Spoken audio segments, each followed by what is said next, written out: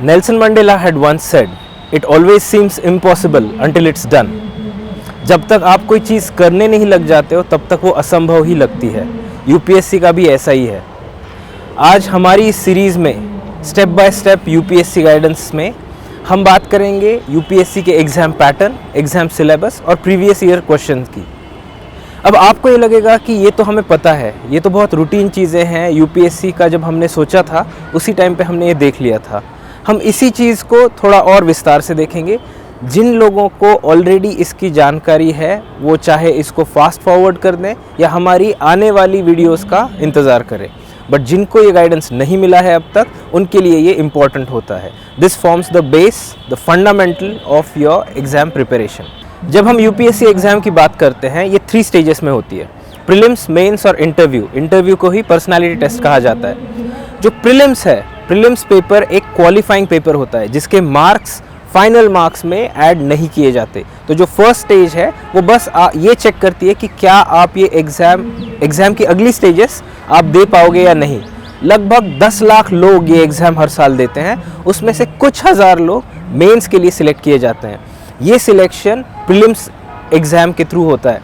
So you can imagine ये exam कितनी tough होती होगी, and arguably this is the most difficult stage that aspirants face.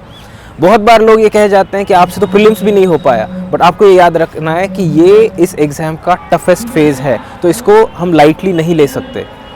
Prelims exam के 2 parts होते हैं। प्रीलिम्स में होता है एक जनरल स्टडीज़ का पेपर और एक सीसैट का पेपर। अब जो जनरल स्टडीज़ और सीसैट है वो दोनों 200 मार्क्स के होते हैं। जनरल स्टडीज़ के पेपर में आते हैं, जनरल स्टडीज़ के पेपर में जो 100 एमसीक्यूज़ आते हैं उसके हर एमसीक्यू की वेटेज होती है 2 मार्क्स। वेराज सीसैट का जो पेपर होता है, जो एप्टीट्यूड टेस्ट जिसे कहते हैं, जो आप स्कूल में स्कॉलरशिप की एग्ज़ाम्स वगैरह आपने सुना होगा, उस टाइप का ये पेपर होता है जिसमें आपकी इंग्लिश और आपकी लॉजिकल रीजनिंग, मैथमेटिक्स, ये सारी चीज़ें उसमें टेस्ट होती है। तो जो दूसरा सीसैट का पेपर होता है वो भी 200 मार्क्स का होता है, बट उसमें 80 एमसीक्यूज़ पूछे जाते हैं। हर एमसीक्यू का वेटेज होता है 2.5 मार्क। बोथ सीसैट और जनरल स्टडीज़ इसमें निगेटिव मार्किंग भी होती है, 1/3 निगेटिव मार्किंग। तो आपको ये याद रखना है कि सीसैट एंड जो प्रीलिम्स का जनरल स्टडीज़ का पेपर है 200 मार्क्स के, उसमें अगर आप सीसैट में 33% के ऊपर मार्क्स लेके आते हैं तो आप सीसैट क्वालिफाई होते हो। उसके बाद आपका जनरल स्टडीज़ का पेपर चेक किया जाता है। अगर आप उसमें भी क्वालिफाई कर जाते हो तो that means that you have qualified the entire prelims exam and then you are allowed to take the mains exam. तो प्रीलिम्स की जो एग्ज़ाम होती है वो क्वालिफाइंग होती है। दिस इज़ बेसिक नॉलेज जो शुरुआत में आपको पता होनी चाहिए। अब जब हम मेंस एग्ज़ाम की बात करते हैं, जो सबसे बल्क है मेंस की एग्ज़ाम का वो होता है जनरल स्टडीज़ का। यू मस्ट हैव रियलाइज्ड कि 1 पेपर ऐसे का, 2 पेपर ऑप्शनल के और 4 पेपर आपके होंगे जनरल स्टडीज़ के। ये जो जनरल स्टडीज़ सेक्शन है वो बहुत इंपॉर्टेंट होता है, इसके बारे में हम विस्तार से आगे देखेंगे। तो ऐसे general studies and optional. Optional के मैंने बताया आपको 2 पेपर्स होते हैं। आपको एक ही सब्जेक्ट चूज़ करना पड़ता है जिसके आप 2 पेपर्स देते हो। फॉर एग्जांपल, अगर आपने मेडिकल साइंस, जो मेरा ऑप्शनल था, मेडिकल साइंस जैसा अगर ऑप्शनल आपने चुना हुआ है तो उसके 2 पेपर्स होंगे, medical science paper 1 and medical science paper 2। इनके सिलेबस आपको यूपीएससी की वेबसाइट पे आप देख सकते हैं। बहुत से स्टूडेंट्स को ये सवाल होता है कि मैं मेंस का जो पेपर है वो किस लैंग्वेज में दूँ। क्या मैं वो हिंदी में दे सकता हूँ, इंग्लिश में दे सकता हूँ, अपनी रीजनल लैंग्वेज में दे सकता हूँ।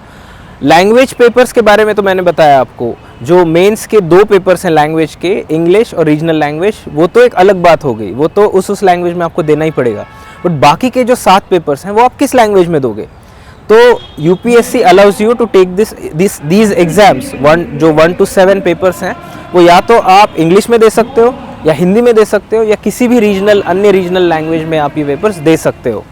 और जो ऑप्शनल वाले पेपर्स हैं, हो सकता है कि आपने जनरल स्टडीज़ के पेपर किसी रीजनल लैंग्वेज में दिए हो, फिर भी आप ऑप्शनल के जो पेपर्स हैं वो इंग्लिश में दे सकते हो। ज़रूरी नहीं है कि आप वो पेपर्स भी वो जो ऑप्शनल के 2 पेपर्स हैं वो भी इंग्लिश या हिंदी में दें।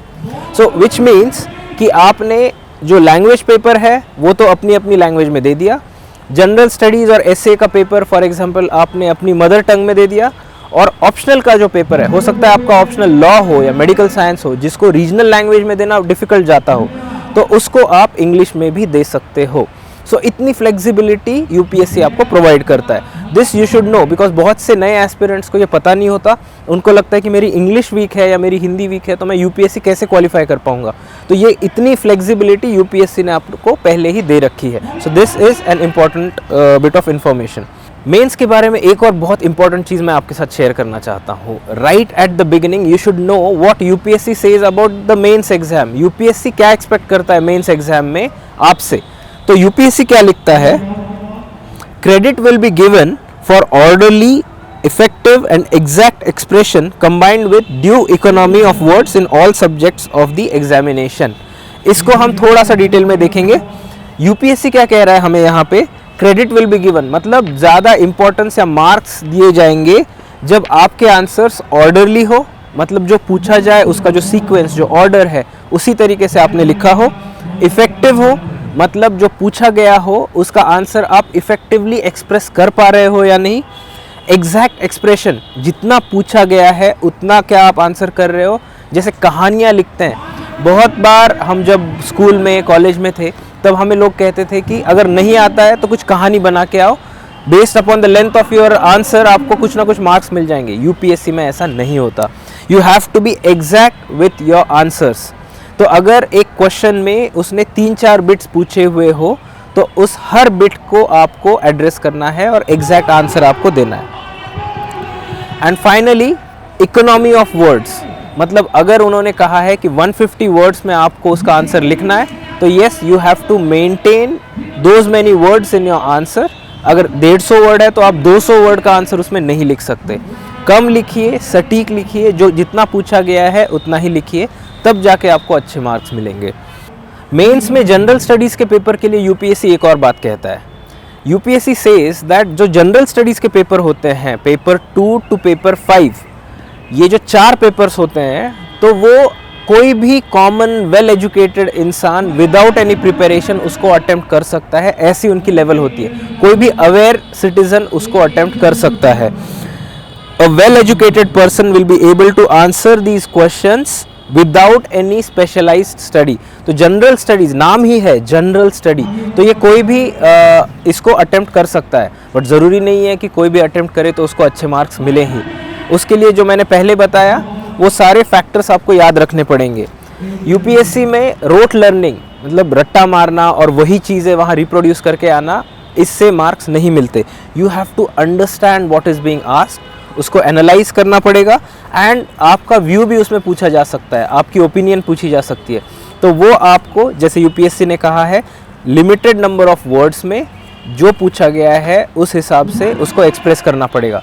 सो understanding the issue, analysing it and expressing it in your own opinion is very important to get good marks. अच्छे मार्क्स चाहिए तो इस हिसाब से आपको हर टॉपिक को एनालाइज करके अपना व्यू वहाँ रखना पड़ेगा। एक और चीज़ मैं आपको यहाँ बताना चाहता हूँ, एक कॉमन मिस्टेक जो बहुत से एस्पिरेंट्स करते हैं वो ये है कि एग्ज़ाम की आंसर शीट में मार्जिन्स में कुछ लिख देना या जितनी स्पेस दी है उससे ज़्यादा लिखना, जो चाहिए नहीं वैसे डायग्राम्स या कुछ ऐसे इंडिकेशंस बताना जिससे आपकी आइडेंटिटी रिवील हो। ऐसा कुछ भी अगर आप करते हो तो आपके वहाँ मार्क्स कट हो सकते हैं।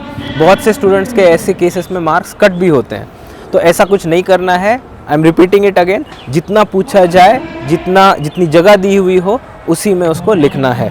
जो ऑप्शनल वाला पार्ट होता है, ऑप्शनल के जो 2 पेपर होते हैं, पेपर 6 एंड पेपर 7, वो जो पेपर होते हैं उसकी जो लेवल है ऑप्शनल की, चाहे आप कोई भी ऑप्शनल आपने चूज़ किया हो, सोशियोलॉजी हो फॉर एग्जांपल, तो उसकी लेवल होती है as per UPSC honours level की। ऑनर्स वो लेवल होता है जो बैचलर्स और मास्टर्स के बीच आता है। You don't have to worry about all these things. मैं आपको बस एक टेक्निकलिटी बता रहा हूँ जो यूपीएससी अपनी नोटिफिकेशन में मेंशन करता है। तो इस लेवल की स्टडी कैसे होगी आपकी, ये आपको ना उसका जो सिलेबस है उसको देख के अगर आप प्रिपेयर करोगे, प्रीवियस ईयर क्वेश्चंस आप देखोगे तो आपको अपने आप पता चल जाएगा कि किस लेवल की स्टडी एक्सपेक्टेड है। But you have to remember that the level of study that is expected is of honors level. So once you have qualified the prelims, then you have taken the mains. Mains में भी जब आप qualify कर जाते हो तब आपको interview call आता है, आप UPSC का personality test attempt कर सकते हो। पर्सनालिटी टेस्ट होता है दिल्ली में धौलपुर हाउस, जो यूपीएससी का आपने जो आइकॉनिक लोकेशन है जहां लोग इंटरव्यू देने जाते हैं। 12th फेल जैसी मूवी में आपने बहुत क्लियरली देखा होगा कि किस तरीके से यूपीएससी अटेम्प्ट करने वाला एस्पिरेंट उस डेडिकेटेड लोकेशन पे जाता है, किस तरीके का एनवायरनमेंट होता है। Probably this is the first time जहाँ पे वो environment sort of accurately depict किया गया हो। तो वहाँ पे जाके आपको इंटरव्यू देना होता है। इंटरव्यू लगभग 30 मिनट चलता है। टोटल मार्क्स इसके होते हैं 275 और उसमें से लगभग ज़्यादातर लोग around half of that limit, may be around 200 marks अगर वो पा लेते हैं तो एक बहुत अच्छा स्कोर माना जाता है। So these are the 3 stages of UPSC. ये बहुत बेसिक है, हो सकता है कि आपको ये पहले से पता हो, बट ये क्योंकि हम step by step UPSC preparation की सीरीज़ बना रहे हैं तो ये मेरा फ़र्ज़ बनता था कि आपको इसके बारे में मैं फिर से बताऊं। So just remember, one is prelims with GS and CSAT paper, second is mains with language, general studies and optional paper, and the final stage is personality test. एक लास्ट पॉइंट मैं यहाँ ऐड करना चाहता हूँ कि prelims में जो CSAT वाला पार्ट है वो काफ़ी स्टूडेंट्स इग्नोर कर जाते हैं और बहुत स्टूडेंट्स जनरल स्टडीज़ का पेपर अच्छा कर देते हैं पर CSAT में क्वालिफाई नहीं कर पाते। जिनका इंजीनियरिंग बैकग्राउंड नहीं है उनके लिए थोड़ा सा डिसएडवांटेज यहाँ रहता है, क्योंकि मैथ्स और मैथ्स रिलेटेड जो क्वेश्चंस है वो उनको शायद थोड़ा सा डिफ़िकल्ट जा सकते हैं। तो CSAT वाला पोर्शन आपको प्रैक्टिस करना पड़ेगा। सिमिलरली मेंस में जो लैंग्वेज वाला पार्ट है, बहुत स्टूडेंट्स जनरल स्टडीज़ और ऑप्शनल तो बहुत अच्छे से कर लेते हैं, बट लैंग्वेज वाले पार्ट की प्रैक्टिस ना होने की वजह से या ओवर कॉन्फिडेंस की वजह से बहुत अच्छे स्टूडेंट्स लैंग्वेज का पेपर क्वालिफाई करने में नाकामयाब हो जाते हैं। तो ये मिस्टेक आपको अवॉइड करनी है। ये ज़रूरी नहीं है कि आप ओवरडू करो, बहुत ज़्यादा उसकी प्रैक्टिस करो, but at least you should no किस टाइप के क्वेश्चंस पूछे जाते हैं और कुछ एक क्वेश्चन पेपर्स आपने सॉल्व किए हुए होने चाहिए। सो this is about the exam pattern. Syllabus के बारे में हम आगे देखेंगे। अब हम सिलेबस की बात करते हैं। यूपीएससी का जो सिलेबस है वो आपके लिए एक जीपीएस का काम करेगा। GPS, global positioning system. आप कहीं भी ट्रैवल कर रहे हो तो उस टाइम पे पहला काम आप करते हो कि उसका address, location, GPS, Google maps ये स्टार्ट करके आप अपना रास्ता एसर्टन करते हो। क्यों? क्योंकि ये इतने सारे रास्तों में आपको भटकने से बचाता है। UPSC is like a vast ocean, एक समंदर की तरह है। उसमें अगर आपके पास कोई दिशा दर्शक, कोई जीपीएस ना हो तो आप इसमें भटक सकते हो। सिलेबस वही काम करता है। सिलेबस की वजह से आप सही चीज़ें पढ़ोगे और किस चीज़ को कितनी इम्पोर्टेंस देनी है वो सिलेबस नहीं बट प्रीवियस ईयर क्वेश्चंस आपको बता सकते हैं। तो अब जब हम सिलेबस की बात कर रहे हैं, आपको ये लगेगा कि वीडियो में या किसी किताब में सिलेबस के बारे में ज़्यादा से ज़्यादा क्या बता सकता है कोई। So I mean you are right, आप सिलेबस इंटरनेट पे कहीं पे भी पता कर सकते हो, but the best source would be official notification of UPSC. वहाँ जाके अगर आप पता करो तो जो यूपीएससी को एक्सपेक्टेड है, be it the syllabus, be it the pattern, ये सारी चीज़ें आपको क्लियरली वहाँ पता चल जाएंगी। But of course you can refer to any other source. अब मेरी किताब में मैंने वही syllabus for the reference of newcomers, beginners दे रखा है, बट उसमें मैंने कुछ बोल्ड और अंडरलाइन चीज़ें की हुई है। Now what are these points? So उसमें से जो बोल्ड किए हुए पॉइंट्स हैं वो पॉइंट्स हैं जो जनरली एग्जाम में ज़्यादातर पूछे जाते हैं, जिनकी probability of appearing in exams ज़्यादा होती है in these parts of the syllabus. और जो अंडरलाइन किए हुए सेगमेंट्स हैं वो सेगमेंट्स हैं जो स्टूडेंट्स जनरली मिस कर जाते हैं। तो सिलेबस तो काफ़ी वास्ट है, वो जब आप देखोगे एज अ न्यू कमर आपको ज़्यादा समझ नहीं आएगा। आपको वो रटना नहीं है, आपको वो बाय हार्ट नहीं करना है, आपको बस वो देख के समझ लेना है एंड रेडी रेफरेंस में आपके पास रखना है। प्रीलिम्स का सिलेबस अलग होता है, मेंस का सिलेबस अलग होता है, तो वो आप इंटरनेट पे देख सकते हो या किसी भी किताब में देख सकते हो। अब उसमें से जैसे मैंने कहा, कुछ सेक्शन ऐसे होते हैं जो बहुत पूछे जाते हैं और कुछ सेक्शन ऐसे होते हैं जो स्टूडेंट्स मिस कर जाते हैं। उसका मैं एक एग्जांपल आपको दूंगा। तो जैसे मैंने अपनी बुक में लिखा हुआ है कि for example if you are studying general studies paper 1, जो मेंस का जनरल स्टडीज़ का पेपर 1 होता है, उसमें से एक सब्जेक्ट है हिस्ट्री। अब अगर आप हिस्ट्री पढ़ने जाओ, सिलेबस देखो तो उसमें काफ़ी सारे पॉइंट्स मेंशन किए हुए हैं। एग्ज़ाम में ancient, medieval, modern history, art and culture, ये सारा हिस्ट्री का ही पार्ट बना के आप देख सकते हो। और उसके जो स्पेसिफिक पॉइंट्स यूपीएससी एक्सपेक्ट करता है वो सिलेबस में दिए हुए हैं।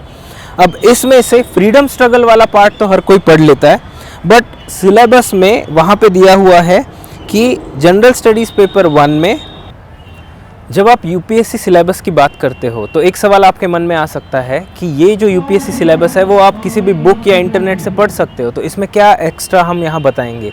तो उसमें से कुछ एक पॉइंट्स मैं यहाँ हाईलाइट करना चाहता हूँ। चाहे आप सिलेबस कहीं से भी पढ़िए, but it is important to see the official UPSC notification at least once.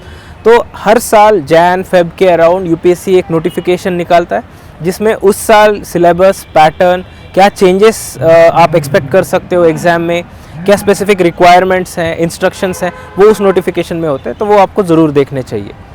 एक न्यू कमर के लिए सिलेबस बहुत वास्ट लग सकता है। मैंने आपको बताया कि सिलेबस बहुत ज़रूरी है, ये आपके लिए एक जीपीएस का काम करता है, इस वास्ट ओशन में आपको ट्रैक पे रखता है। तो ऐसी कंडीशन में आपको सिलेबस की हर लाइन आपको इम्पोर्टेंट माननी चाहिए, बट ज़रूरी नहीं है कि आप उसको रट लें।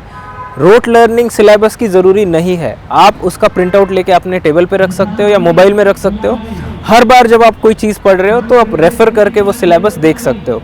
इस तरीके से over a period of few weeks और मंथ्स आपको सिलेबस याद हो जाएगा।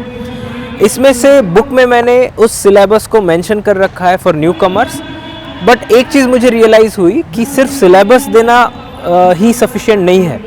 सिलेबस का कुछ पार्ट ऐसा होता है जो स्टूडेंट्स ओवरलुक कर जाते हैं, वो शायद वो चीज़ उतनी इम्पॉर्टेंट है ये उनको रियलाइज़ नहीं होता। तो बुक में सिलेबस में मैंने ये किया हुआ है कि जो इम्पॉर्टेंट पार्ट है, जो फ्रीक्वेंटली पूछा जाता है, उसको बोल्ड कर रखा है, और जो पार्ट स्टूडेंट्स मिस कर जाते हैं उसको अंडरलाइन कर रखा है। मैं आपको एक एग्जाम्पल से समझाता हूँ। जो जनरल स्टडीज़ का पेपर होता है, फर्स्ट पेपर, उसको UPSC Indian heritage and culture, history and geography of world and society, ऐसा उसका पूरा नाम है। जनरल जो कॉमन लैंग्वेज में अगर मैं बताऊं तो history, geography, art and culture, ये उस सब्जेक्ट का पार्ट होता है जनरल स्टडीज़ पेपर 1 का। तो बहुत सारे स्टूडेंट्स हिस्ट्री पढ़ जाते हैं, ज्योग्राफी पढ़ जाते हैं, आर्ट एंड कल्चर पढ़ जाते हैं, बट जो पार्ट वो मिस करते हैं वो होता है सोसाइटी का। फॉर एग्जाम्पल सिलेबस का जो ये पार्ट है, role of women and women's organisation, population and associated issues, poverty and developmental issues, urbanisation, their problems and their remedies, ये पार्ट है एक सिलेबस का। तो विमेन्स इश्यूज, पॉवर्टी, अर्बनाइजेशन, ये भी पेपर 1 का पार्ट है। History, geography, art and culture के अलावा ये भी पूछा जा सकता है, तो ये बहुत से स्टूडेंट्स मिस कर जाते हैं, उसको मैंने बोल्ड कर रखा है। एंड और एक पार्ट है salient features of Indian society, diversity of India, ये पार्ट भी स्टूडेंट मिस कर जाते हैं। हालांकि ये बहुत फ्रीक्वेंटली पूछा नहीं गया है, बट क्योंकि स्टूडेंट्स ये मिस कर जाते हैं तो मैंने उसको अंडरलाइन कर रखा है। तो जो सिलेबस मैंने बुक में मेंशन किया हुआ है उसको इस तरीके से थोड़ा सा सेग्रीगेट करके दिखाया हुआ है, so that you don't miss it. जैसा मैंने कहा कि प्रीलिम्स का और मेंस का सिलेबस अलग अलग होता है, बट जब आप प्रिपेयर करते हो तो ये कन्फ्यूजन होता है कि जब सिलेबस अलग अलग दिख रहा है, सब्जेक्ट्स भले ही सेम हो बट सिलेबस और पैटर्न तो डिफरेंट है, तो मैं प्रीलिम्स की स्टडी स्टार्ट करूं या मेंस की। हमने पहले भी आपको बताया है there should be an integrated approach. तो हमारी रिकमेंडेशन ये है कि आप मेंस ओरिएंटेड स्टडी स्टार्ट कीजिए और प्रीलिम्स के एमसीक्यूज़ आप सॉल्व करते रहिए, क्योंकि सब्जेक्ट सेम है। तो क्या होगा कि आपकी मेंस की जो ब्रॉड प्रिपरेशन है वो अच्छे से हो जाएगी, और उसमें से जो प्रीलिम्स वाला सेक्शन है उस सेक्शन को आप मार्क कर सकते हैं और उसके एमसीक्यूज़ आप सॉल्व कर सकते हैं।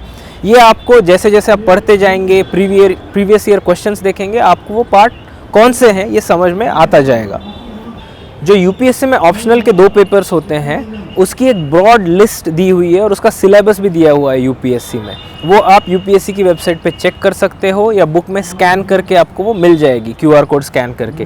बट उससे भी ज़्यादा इम्पॉर्टेंट है कि कौन से ऑप्शनल ऐसे हैं जो आप ले सकते हो बेझिझक, ताकि आपकी प्रिपरेशन ठीक हो और आपको अच्छे मार्क्स मिले। This is a common question of aspirants.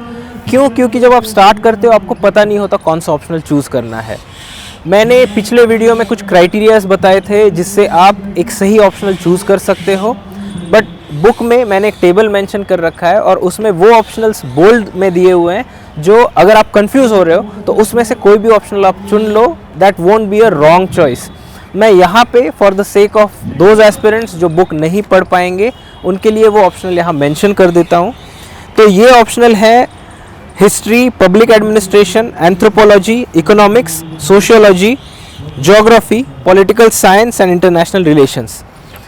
इसमें से भी अगर आप 4 या 5 ऑप्शनल चूज़ करना चाहो तो वो होंगे anthropology, PSIR, political science and international relations, public administration and sociology. ये 4 ऑप्शनल, हालांकि मैंने वो ऑप्शनल नहीं लिए थे, बट क्योंकि मेरे जितने बैचमेट्स, जूनियर्स और सीनियर्स हैं उनसे इंटरेक्शन होती रहती है, तो उनके मार्क्स और उनके ऑप्शनल्स जो थे उसके बेसिस पे मैं ये कह सकता हूँ कि इन ऑप्शनल्स में अच्छे मार्क्स लाने की प्रोबेबिलिटी ज़्यादा है। इसमें आपको comparatively compare to other optionals like medical science for example कम मेहनत करनी पड़ेगी, लिमिटेड सिलेबस होगा, उसके रिसोर्सेस, क्लासेस, बुक्स अवेलेबल होंगे और रिपीटेबिलिटी ऑफ क्वेश्चंस ज़्यादा होगी उसमें, और बाकी जनरल स्टडीज़ में आपको हेल्प हो जाएगी इन ऑप्शनल्स की वजह से। जैसे आप कोई और ऑप्शनल ले लेते हो, एनिमल हस्बेंड्री भी एक ऑप्शनल है, अगर आप वो ऑप्शनल लेते हो तो उसकी ज़रूरी नहीं है कि आपको बाकी जनरल स्टडीज़ में हेल्प हो, बट पब्लिक एडमिनिस्ट्रेशन, सोशियोलॉजी, इनकी हेल्प हो जाएगी। अब आप कहोगे कि जो नाम मैंने बताया उसमें से एंथ्रोपोलॉजी एक ऐसा ऑप्शनल है जो हो सकता है ज़्यादा हेल्प ना करे, but it satisfies other criterias. छोटा ऑप्शनल है, इंटरेस्टिंग है, पढ़ पाओगे, क्वेश्चंस उतने भी मुश्किल नहीं होते और स्कोरिंग एबिलिटी उसमें ज़्यादा है। All these factors have to be kept in mind. देखिए, जो 7 पेपर्स हैं मेंस में, उसमें से ऑप्शनल के 2 पेपर होते हैं और टोटल वेटेज 500 का होता है। सो 1750 जो मेंस का टोटल होता है उसमें से 500 मार्क तो सिर्फ ऑप्शनल के हैं। तो ये गलत चॉइस करना might cost you an attempt, तो ये गलती आपको नहीं करनी है। कुछ और इम्पोर्टेंट पॉइंट्स हैं, बेसिक पॉइंट्स, जो मैं यहाँ आपको बताना चाहता हूँ, जो यूपीएससी की नोटिफिकेशन में आपको मिल जाएंगे बट फिर भी नए एस्पिरेंट्स को ये पता नहीं होते। तो it is important to note that educational qualification क्या होनी चाहिए आपकी, ये तो आपको पता होगा कि आपके पास बेसिक ग्रेजुएशन डिग्री होनी चाहिए। फिर भी जो फाइनल ईयर में है, final year of their degree, वो भी लोग यूपीएससी की एग्जाम दे सकते हैं। हावेवर प्रीलिम्स एग्जाम के बाद आपको, जब आप मेंस के लिए क्वालिफाई कर जाओगे, इंटरव्यू के लिए क्वालिफाई कर जाओगे, उस टाइम पे आपको आपकी डिग्री सबमिट करनी पड़ती है। तो yes, you can take this exam in your final year, और if you are doing internship of MBBS आप एग्जाम दे सकते हो, बट प्रीलिम्स एग्जाम के बाद आपको वो डिग्री सबमिट करनी पड़ सकती है। दूसरी चीज है age limit. Age limit generally you must be at least 21 years old.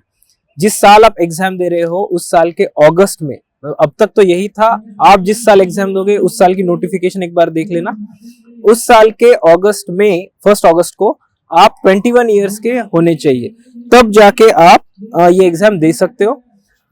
जो एज लिमिट है वो लिमिट हर कैटेगरी के लिए अलग है। अगर आप जनरल कैटेगरी से हैं तो आप 32 ईयर्स तक ये एग्जाम दे सकते हो और आपके पास 6 अटेम्प्ट्स होते हैं। अगर आप ओबीसी कैटेगरी से हो तो आप 35 ईयर्स तक आप एग्जाम दे सकते हो और आपके पास 9 अटेम्प्ट्स होते हैं। अगर आप SC ST कैटेगरी से बिलोंग करते हो तो आपके पास 37 ईयर्स तक आप ये एग्जाम दे सकते हो और अनलिमिटेड अटेम्प्ट्स होते हैं आपके 37 ईयर्स तक। और जो दिव्यांगजन है उनके पास 9 अटेम्प्ट्स होते हैं।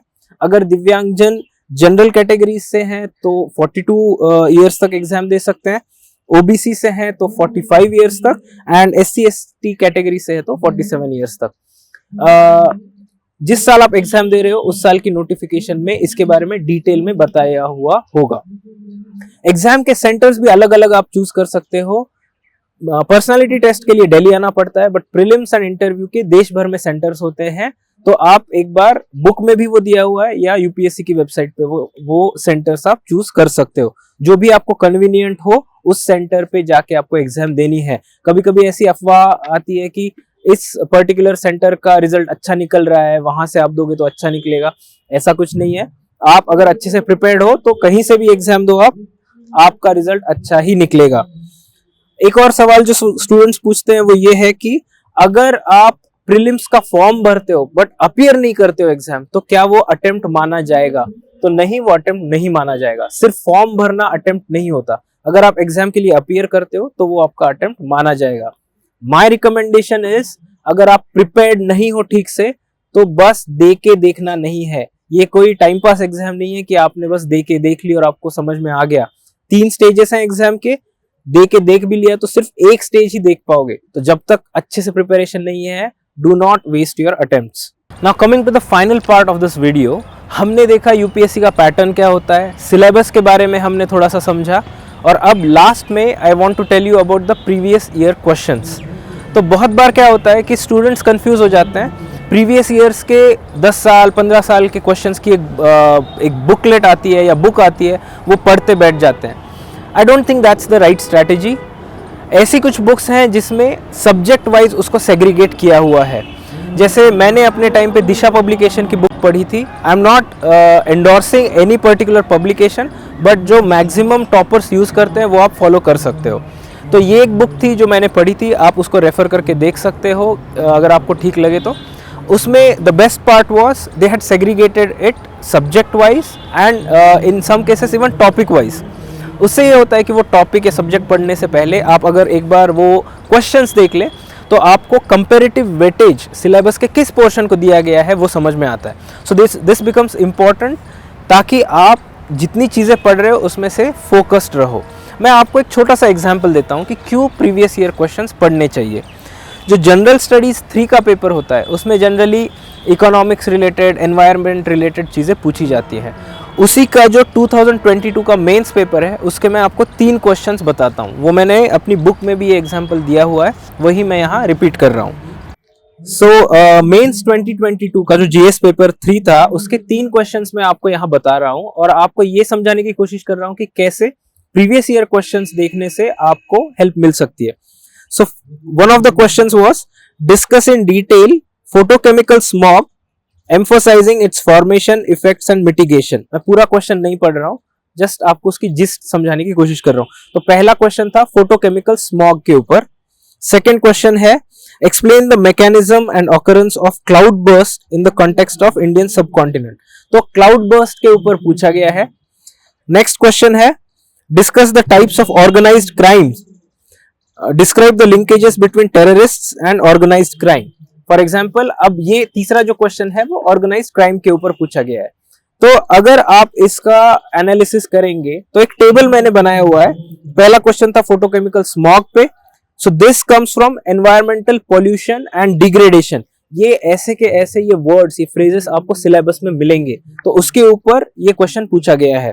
देन क्लाउड बर्स्ट है disaster and disaster management, this is also part of GS3 syllabus. तो वो यहाँ उसका क्लाउड बर्स्ट वाला क्वेश्चन यहाँ पूछा गया है। एंड ऑर्गेनाइज्ड क्राइम, तो ऑर्गेनाइज्ड क्राइम पे जो क्वेश्चन है, तो सिलेबस में जो पार्ट ऑफ सिलेबस है that is role of non state actors in creating challenges to internal security. So internal security भी एक पार्ट है GS3 सिलेबस का, उसके ऊपर ये क्वेश्चन पूछा गया है। तो अगर आप GS3 प्रिपरेशन स्टार्ट कर रहे हो, चाहे आप एनवायरनमेंट पढ़ रहे हो, इकोनॉमिक्स पढ़ रहे हो, डिजास्टर मैनेजमेंट पढ़ रहे हो, या इंटरनल सिक्योरिटी पढ़ रहे हो, तो किस टाइप के क्वेश्चन पूछे जाते हैं, क्या उस सिलेबस के उस पार्ट पे क्वेश्चन पूछे जाते भी हैं या नहीं, ये सब आपको प्रीवियस ईयर क्वेश्चंस देख के ही समझ आएगा। तो आपको क्या करना है, अगर आप एक न्यू एस्पिरेंट हो तो just go through the questions of the part of the syllabus that you are reading. मतलब अगर आप ज्योग्राफी पढ़ रहे हो तो एक बार उसको just go through the questions. जरूरी नहीं है कि आप उसको याद करो, वो सामने रखो, आप एक बार पढ़ लो ताकि आपके दिमाग में रहे कि इस टाइप के क्वेश्चंस पूछे जा रहे हैं। फिर जो चैप्टर आप खोलो उसके क्वेश्चंस देख लेना, बार बार रेफर करते रहोगे ना तो आपको वो चीज समझ आ जाएगी। एंड जो भी बुक आप पढ़ रहे हो उस पे मेंशन कर लो कि इस पार्ट पे इस ईयर में क्वेश्चन पूछा गया था। That is how next time जब आप पढ़ोगे तो आपको वो क्वेश्चन बुकलेट या क्वेश्चन बुक देखने की जरूरत नहीं पड़ेगी, आपकी रेफरेंस बुक में ही वो मार्क किया हुआ होगा। सो आज का जो वीडियो था वो बिल्कुल फंडामेंटल बेसिक वीडियो था, जो शायद आपको आपकी प्रिपरेशन के फर्स्ट वीक में ही देख लेना चाहिए, पढ़ लेना चाहिए, जिसमें आ गया यूपीएससी का पैटर्न, यूपीएससी का सिलेबस, और एटलीस्ट प्रीवियस ईयर क्वेश्चंस आप कहां से पढ़ोगे वो बुकलेट आपके पास होनी चाहिए। So this is about the fundamentals of UPSC preparation. हमारी जो step by step UPSC preparation की सीरीज हम डीकेटी के साथ कर रहे हैं उसका ये एक वीडियो है। आने वाले वीडियोस में हम कुछ और एस्पेक्ट्स के बारे में डिटेल में बात करेंगे। I hope this was helpful for you, specially for new aspirants. Thank you. जय हिंद।